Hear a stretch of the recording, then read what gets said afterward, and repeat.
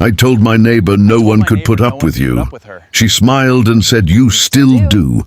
Some people enter our lives quietly. No grand introduction, no dramatic beginning. They simply move into the house next door and somehow become part of every ordinary day. You don't realize they're becoming important until one day you imagine your life without them, and it feels strangely empty." Welcome to StoryMun. Tonight's story begins with a noisy neighbor, a terrible joke, and two people who didn't realize they had already become home to each other. When Lena Parker moved next door, I knew within 3 days that my peaceful life was over. Her dog barked at sunrise. Her music played too loudly.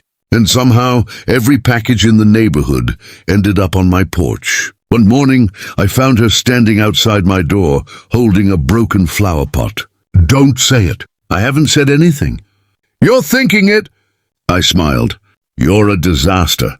She laughed. "And yet you keep answering the door." That became our routine. She borrowed sugar. I fixed her leaky faucet. She stole my newspaper. I complained about her terrible parking.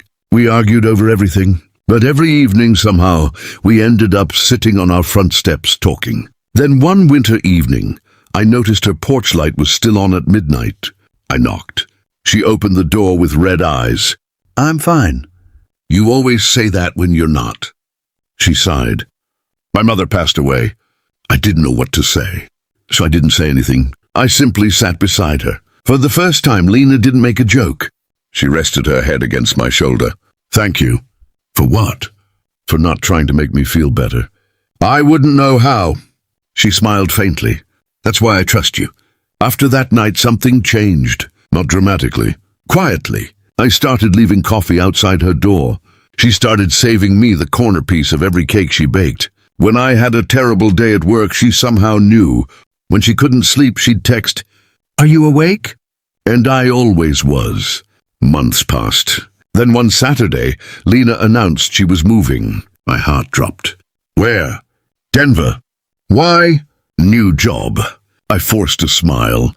"That's great." She looked at me carefully. "Is it?" I shrugged. "Of course." She stepped closer. "You've been quiet all morning. I'm just going to miss arguing with you." She smiled. "You're lying." I looked away. "Fine."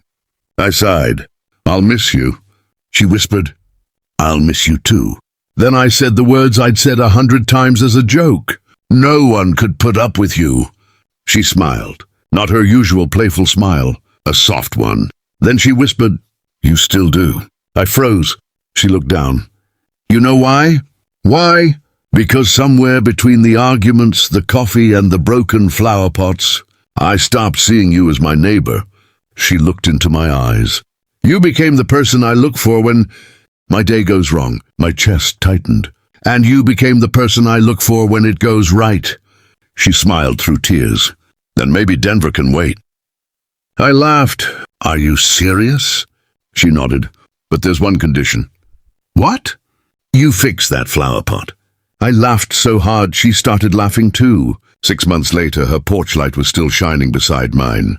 Only this time there was a second chair beside my front door, and a small wooden sign hanging between our houses. Neighbors by chance, family by choice. Funny how love works. We spend years looking for someone extraordinary, only to discover that sometimes extraordinary love grows quietly beside us. In the coffee we leave at someone's door.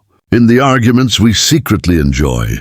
In the person who notices when we're not okay. And sometimes, the person who annoys you the most becomes the person you can't imagine living without. If this story touched your heart, tell us in the comments. Do you believe the best relationships can begin with friendship, teasing, and simply being there? Thank you for spending these moments with StoryMun. Until our next story, never underestimate the person who keeps showing up in your ordinary days. One day you may realize they were never ordinary at all.